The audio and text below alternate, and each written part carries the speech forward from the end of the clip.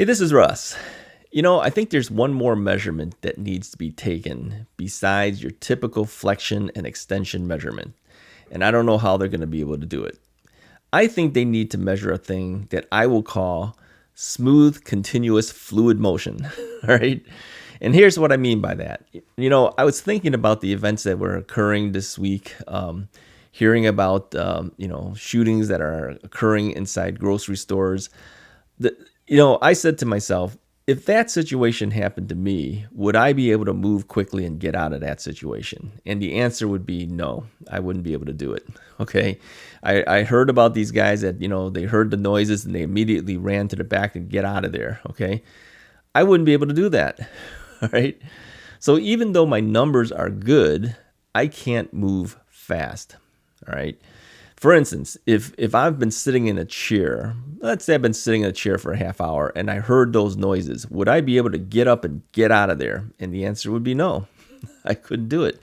It takes me a while to be able to kind of get moving. It could take me 10 steps, 15 steps before you could say, okay, he's walking better now. Okay. The initial first few steps aren't smooth. They're not continuous. So I think there needs to be a way to somehow measure that ability. All right. And it got me thinking that maybe that's even more important than the actual flexion and extension numbers, because somebody else had mentioned to me that her flexion wasn't really that great, but she's learning to live with it. Okay.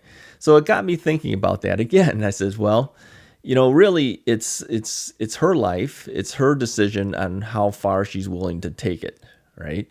And I also said that, if I was stuck at those numbers, would I be okay with that? I think if I was able to move quickly, function well, and my extension numbers and flexion numbers weren't as good, I might be actually happier with that than sheer numbers, right? Okay, my flexion's at 120, my extension is 2 to 5. What if my extension was 8 or 9, and what if my flexion was, say, 100? But I could move smoother and I could move quickly. I would tend to think I would be happier with that. Realistically, because I don't move very fast right now. Everything I do is kind of like in slow motion for everything. All right. So it's just something I thought about. And I said that, this is something we need to strive for besides just good numbers for flexion, good numbers for extension. We got to be able to move quickly and smoothly. All right. So one of the things that I do, you'll find that if you were watching me at home, I'll continually swing my leg. I'll continually kind of move it all the time. And it's not because of trying to get a better number for extension or flexion.